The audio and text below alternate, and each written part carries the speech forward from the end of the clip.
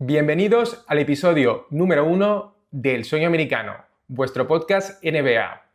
En este primer episodio vamos a empezar por el principio, por el origen de este proyecto. Concretamente vamos a hablar de la idea detrás del nombre del podcast, que ya os adelanto que no fue escogido de forma trivial. Y es que, como estáis a punto de descubrir, el sueño americano está muy presente en el ADN de la NBA. Y para demostrarlo vamos a adentrarnos en el sueño americano, comentando punto por punto cuáles son los paralelismos que existen con la NBA. Así que nada, 3, 2, 1, empezamos.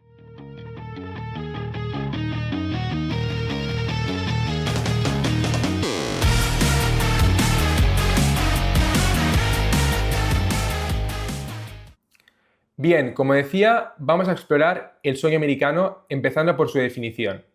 La verdad es que es el típico concepto que más o menos te suena su significado, pero luego cuesta mucho de explicar de forma resumida.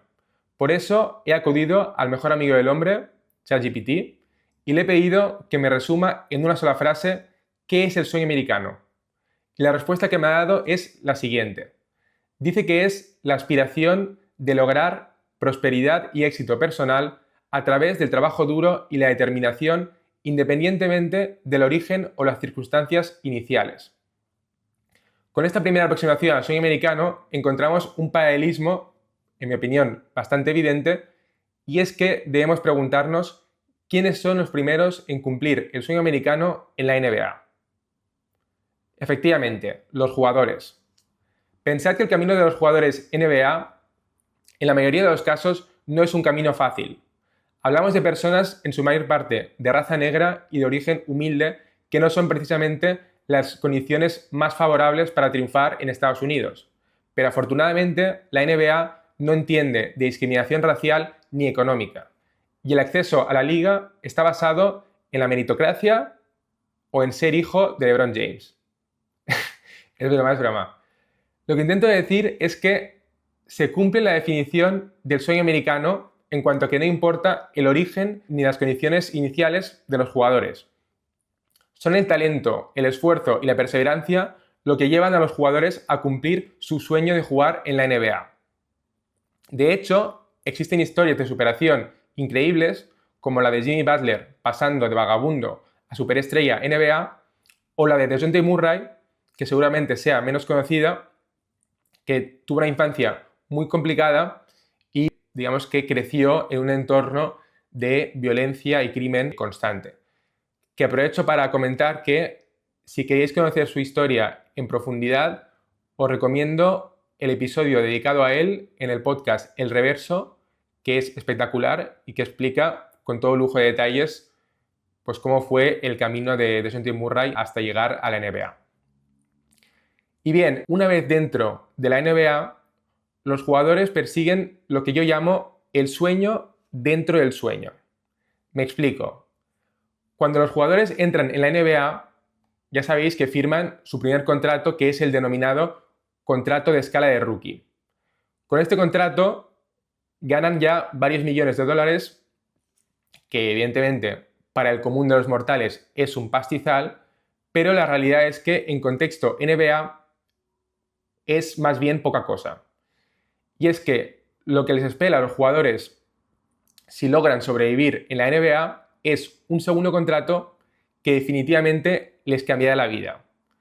Y es que, cumplidos 4 años en la NBA, los jugadores pueden negociar en condiciones de libre mercado un nuevo contrato que pueda alcanzar las 9 cifras. Es decir, más de 100 millones de dólares americanos. Y esto es en dinero garantizado. De hecho, los americanos lo llaman generational wealth porque se entiende que es un nivel de riqueza que no solo permite cuidar de los tuyos en el presente, sino que también te permite cuidar de tus hijos, nietos, etc. Aunque, evidentemente, no todos los jugadores consiguen este tipo de contratos. Pero, al mismo tiempo, no olvidemos que el salario mínimo en la NBA está en torno a los 2 millones de dólares anuales, así que ni tan mal. Bien, ahora pasamos a hablar del origen del sueño americano. Este se remonta a los primeros días de la colonización de América del Norte y está muy vinculado a la idea de entender Estados Unidos como una tierra de oportunidades. Posteriormente, el concepto del sueño americano empezó a desarrollarse en el siglo XIX con la expansión hacia el oeste de Estados Unidos y con la aparición de la fiebre del oro, que fue un evento clave en el cual el sueño americano se volvió aún más atractivo porque estaba estrechamente vinculado con la riqueza. Y desde entonces, si hacemos un salto hasta la actualidad, el sueño americano sigue siendo un ideal central en la cultura estadounidense que simboliza la esperanza de alcanzar una vida mejor a través del esfuerzo y la perseverancia. Todo esto en clave NBA nos lleva a distintos paralelismos, por un lado, nuevamente con los jugadores, pero también con la propia liga y con sus aficionados. Para empezar, los jugadores de baloncesto de todo el mundo ven en la NBA la tierra de las oportunidades. Es sin duda una de las grandes virtudes de la NBA, ya que no tienen que andar persiguiendo a jugadores talentosos porque ellos mismos vienen a la mínima oportunidad que tienen. Ahí tenéis el ejemplo de Yabusele, el jugador que despuntó en los Juegos Olímpicos con Francia, que tras un mal arranque en su primera etapa en los Celtics, se marchó a jugar en Europa y ahora, tras su gran actuación en los Juegos Olímpicos, ha roto su contrato con el Real Madrid, llegando a pagar, creo que $1,500,000 de su propio bolsillo para fichar por los Philadelphia 76ers. Y de esta forma volver a probar suerte en la NBA. Por cierto, hablando de los Juegos Olímpicos, para los que estéis viendo el episodio en YouTube, tenéis el link en la descripción del segundo episodio del podcast en el que hablo de los Juegos Olímpicos haciendo un repaso amplio de todo lo sucedido en clave NBA. Así que al acabar este episodio os recomiendo que le echéis un vistazo. Por otra parte, siguiendo con los paralelismos en cuanto al origen del sueño americano, hablábamos de la corriente expansionista. Pues bien, esta misma corriente se está produciendo a 3 niveles distintos en la NBA. En primer lugar, estamos viviendo un proceso de internacionalización de la liga. Cada vez hay más jugadores internacionales o no americanos y lo que es más importante, cada vez hay más superestrellas internacionales, lo cual está revolucionando el panorama NBA. Para que os hagáis una idea, hace tan solo 10 años, en las votaciones para el MVP de la temporada 2013-2014, os voy a leer la lista, veréis cuántos nombres internacionales hay. La lista es Steph Curry, James Harden, LeBron James, Russell Westbrook, Anthony Davis, Chris Paul, LaMarcus Aldridge, Marc Gasol, Blake Griffin, Tim Duncan, Kawhi Leonard y Klay Thompson.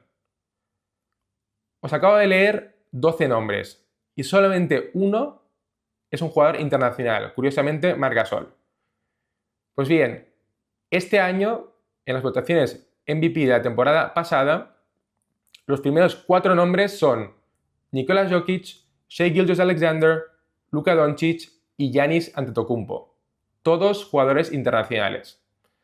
Así que veis que este cambio es drástico y creo que ha venido para quedarse. En segundo lugar, la idea de expandir el fanbase de la NBA, es decir, atraer el mayor número de aficionados posibles, es una preocupación constante de la liga. En parte, es un fenómeno natural, ya que la NBA, siendo la mejor liga de baloncesto del mundo, pues lógicamente despierta el interés de aficionados de baloncesto no solo americanos, sino de todos los rincones del mundo. Pero no hay que olvidar que más allá del talento deslumbrante sobre el parquet, la liga hace todo tipo de esfuerzos por ofrecer un producto atractivo. Por un lado, nos ofrece un mercado de fichajes vibrante que nos trae novedades constantemente. También la liga organiza el All-Star Weekend, que está dedicado exclusivamente a los fans, aunque el All-Star Game sea, en mi opinión, una basura. Pero bueno, esto es un tema para otro día. ¿Qué más? Crearon hace unos años el play-in para añadir emoción a la hora de entrar en playoffs, y no voy a decir más ejemplos porque me podría pasar todo el día. La cuestión es que es una liga en constante evolución y que no tiene miedo al cambio, sino que lo abraza. Y en tercer lugar, estamos en las vísperas de una expansión literal de la NBA con la creación en un futuro muy cercano de 2 nuevas franquicias, de modo que pasaremos de 30 equipos a 32. Y este es precisamente el tema del tercer episodio del podcast, cuyo link también tenéis en la descripción. Dicho esto, pasamos a hablar de los 4 pilares o ideas centrales del sueño americano. Estos, además de representar la esencia del sueño americano, considero que también son los pilares que vertebran a la NBA. No solamente en cuanto a cómo es la NBA, sino también en cuanto a lo que quiere ser. Y es que la forma de diseñar la NBA considero que es toda una declaración de intenciones. Por lo tanto, en esta ocasión, los paralelismos de la NBA los encontramos en clave aficionados y sobre todo en clave franquicias NBA. Bien, el primer pilar yo lo llamo el de la oportunidad o esperanza. Esto, en el contexto del sueño americano, sería la creencia de que todos tienen la posibilidad de alcanzar el éxito independientemente de su origen o circunstancias iniciales. En contexto NBA, básicamente significa que cualquier franquicia, independientemente de si es más o menos popular, si genera más o menos ingresos y si pertenece a una ciudad más o menos atractiva, podrá alcanzar el éxito. Algunos ejemplos de equipos exitosos en años recientes, a pesar de pertenecer a mercados pequeños, son los Bucks en el este o los Nuggets en el oeste, campeones en el año 2021 y 2023 respectivamente. Y además, pensemos que no hay mayor sinónimo de las palabras oportunidad y esperanza en términos NBA que el draft, que sin duda es la gran fuente de ilusión para cualquier equipo porque, como ya sabéis, una buena elección en el draft puede ser el equivalente a encontrar oro. Bien, este primer pilar está muy ligado al segundo, que es el de la movilidad social, que en contexto del sueño americano sería la idea de que es posible ascender en la escala socioeconómica a través del esfuerzo, dedicación y perseverancia. O lo que es lo mismo, el famoso ascensor social, que como decía anteriormente, está muy ligado a la meritocracia. Pues bien, en la NBA esto supone que hoy puedes ser un equipo flojo o mediocre y mañana puedes ser un aspirante al título. Y además, si haces una buena gestión, puedes construir un proyecto que te consolide como contender durante varios años. Y para comprobar esta afirmación, basta con observar los resultados. Si os fijáis, los vigentes campeones Boston Celtics no ganaban el anillo desde el año 2008 y el anterior a ese fue nada menos que en 1986. Y esta es la franquicia que tiene más títulos de toda la NBA. Por lo tanto, si os paráis a pensarlo y lo comparáis con otros deportes, veréis que esto es una situación bastante única. A mí me gusta siempre hacer la comparativa con el fútbol europeo. Bueno, cuando digo europeo es para distinguirlo del fútbol americano, pero evidentemente me refiero pues, al fútbol que se juega en Europa, Latinoamérica, etc. Pues bien, voy a utilizar el ejemplo de la Liga Española, porque yo soy de Barcelona y es la que más conozco, pero es aplicable a cualquiera de las principales ligas de fútbol a nivel mundial. Pues bien, aquí en España tenemos 2 equipos hegemónicos, históricamente, también en el presente, y lo seguirán siendo en el futuro, que son el Barça y el Madrid. Y el motivo de este dominio de estos equipos es que la estructura financiera del fútbol europeo hace que los equipos que más ingresos generan son también los que más dinero recaudan y que por lo tanto son los más poderosos, pueden adquirir y retener muchos más jugadores talentosos y por tanto son en última instancia los únicos que aspiran a ganar títulos importantes como la Liga Española o alguna competición europea. Y esto, pues afortunadamente, es todo lo contrario en la NBA. Y a mí me encanta que sea así. Entonces, ¿por qué es tan distinta? Pues porque se basa en una estructura justa en la que todos los equipos parten de condiciones paritarias. El origen de esta paridad se debe a dos ejes principales. El primero es la estructura financiera, que como decía es radicalmente distinta a la del fútbol, en la que hay muchas normas y muchas triquiñuelas, pero en definitiva todos los equipos tienen más o menos los mismos niveles de gasto y las mismas restricciones, por lo tanto el talento queda muy repartido a lo largo de todos los equipos NBA y no se concentra en uno o unos pocos equipos. Y el segundo origen de la paridad sería los draft odds, que son las probabilidades de obtener mejores o peores picks en el draft. Y la forma en la que están diseñadas estas probabilidades es de forma que los equipos que peor han rendido en la temporada regular tienen más probabilidades de obtener los mejores picks del draft. Es decir, que se redistribuye el talento en favor de los menos favorecidos, digamos. Y de ahí que llegue luego la equidad. Y esto de perseverar para alcanzar el éxito lleva un mensaje implícito que es que a veces el primer paso hacia el éxito es el fracaso. Y que tras uno o varios fracasos y el aprendizaje de los mismos se llega al ansiado éxito.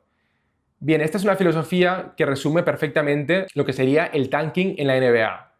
Para quien no lo sepa, el tanking es la táctica empleada por los equipos, digamos, poco competitivos, que consiste en ganar pocos partidos en la temporada regular para maximizar sus probabilidades de obtener un pick alto en el futuro draft. Obviamente, esta opción solo es planteable para los equipos que tienen control sobre sus propios picks, que, como ya sabréis, hay equipos que no controlan su destino y que por lo tanto no se pueden ni plantear el tanking. Bien, pasamos al tercer pilar, que es el de la libertad, que en el sueño americano sería la capacidad de perseguir los propios sueños y objetivos. Aquí hay que subrayar la palabra propios, porque en clave NBA, aunque la teoría nos dice que todos los equipos persiguen el anillo, la realidad es que existen otros objetivos para cada franquicia. Algunas deciden tanquear, otras se conforman con entrar en playoffs para volver a ser relevantes, otras quieren crear una cultura o identidad propia, como por ejemplo ahora los Knicks con los 4 mosqueteros de Villanova. Bien, esto lo que viene a demostrar es que cada uno tiene, como decía, sus propios sueños. No todos tienen que ser el mismo, porque en la NBA estos sueños o estos objetivos tienen distintos horizontes temporales. Hay franquicias que persiguen objetivos a corto plazo y otras que se lo toman con más calma y tienen una visión más a largo plazo. Y todos estos objetivos, en mi opinión, son respetables y para mí la magia de la NBA es que confluyen todos a la vez creando un panorama apasionante. Bien, el último pilar es el de la propiedad, que en el sueño americano es el deseo de poseer bienes, especialmente una vivienda, como símbolo de estabilidad y logro personal. Si lo traducimos en términos NBA, esto significa sustituir estos bienes o viviendas por jugadores o superestrellas. En definitiva, hablamos de la habilidad para retener a jugadores con talento y especialmente a los rookies, ya que controlar el destino de los jugadores con los que estás construyendo tu nuevo proyecto, tus jóvenes promesas, es fundamental. Pensad que un proyecto necesita varios años para poder irse formando, creciendo y si los equipos tuviesen que enfrentarse al miedo o al riesgo de que cualquiera de sus estrellas de un año para otro se fuese a marchar a otro equipo, pues sería imposible construir un proyecto ganador. Entonces, lo que ha hecho la NBA, básicamente, pongo el ejemplo únicamente de los rookies, es que el primer contrato ya ata a los rookies a sus respectivos equipos durante 4 años. Y después, la NBA coloca a estos equipos que han drafteado a los jugadores en una posición óptima para poderlos retener otros 5 años, porque pueden ofrecer un contrato mucho más favorable que el resto de equipos. Por lo tanto, si los equipos hacen una buena gestión, pueden controlar a estos jugadores durante 9 años. Y esto considero que es un tiempo más que suficiente, como decía, para armar un buen proyecto. Esto, al mismo tiempo, esta idea de que, en cierto modo, los jugadores son propiedad de los equipos una vez firman sus contratos NBA, tiene también otra cara de la moneda, que es esto cómo afecta a los jugadores. Pues bien, esto supone que los jugadores, digamos que ceden el control de su destino y una vez estén bajo contrato pueden ser traspasados sin que requieran su consentimiento. Entonces hemos visto casos a veces extremos de jugadores que en 1 o 2 años han llegado a jugar, bueno, a veces ni juegan, pero a ser traspasados a 5 o 6 franquicias distintas. Y esto supone, pues, que de un día para otro te enteres de que te han traspasado y pues, que te tengas que mudar desde Los Ángeles a Filadelfia, es decir, de punta a punta, porque te han traspasado. Entonces, esto, desde luego, no debe ser tan agradable para los jugadores y a veces, como aficionados, no nos damos cuenta de ello, pero, oye, tampoco vamos a sentir pena por los jugadores porque pensad que están cobrando millones de dólares por estas molestias y que acceden a la NBA libremente, sabiendo plenamente cuáles son las condiciones. Y bueno, con todos estos paralelismos y habiendo visto en profundidad los orígenes, los pilares, cómo encajan un poco en el esquema de la NBA, también es importante entender cuáles son las consecuencias de esta NBA y de que tenga esta naturaleza. Y para mí se puede resumir en 3 consecuencias fundamentales. La primera es que la NBA es una liga ultra competitiva en la que, como decía, el talento está muy repartido gracias a los incentivos que se han diseñado. Y la competitividad nace de esta situación de paridad entre casi todas las franquicias de la NBA. A su vez, la segunda consecuencia es que, como espectadores, se nos ofrece un producto muy emocionante, repleto de sorpresas, tanto dentro como fuera de la cancha, y suceden cosas durante todo el año, ¿no? Porque en temporada regular tenemos muchísimos partidos, 82 por equipo, entre medio mercados de fichajes, luego tenemos playoffs, luego en verano también otra vez fichajes, en fin, siempre suceden cosas y esto a mí me encanta. Y finalmente, y quizá lo más importante, los aficionados NBA, sean del equipo que sean, nunca pierden la fe en su equipo o nunca deben hacerlo, gracias a que los mecanismos que poseen los equipos les permiten construir, como decía, proyectos ganadores incluso de la nada. Así que por todo esto yo considero que la NBA es la mejor liga, no solamente de baloncesto, sino de cualquier deporte del mundo, y gran parte de este éxito y de esta grandeza se la debe al sueño americano. Así que nada, aquí finaliza el episodio. Como decía, os animo a seguir viendo los próximos episodios sobre los Juegos Olímpicos, la expansión, y bien, os invito a acompañarme en el podcast en todos los episodios y os agradezco mucho vuestra atención. Hasta la próxima.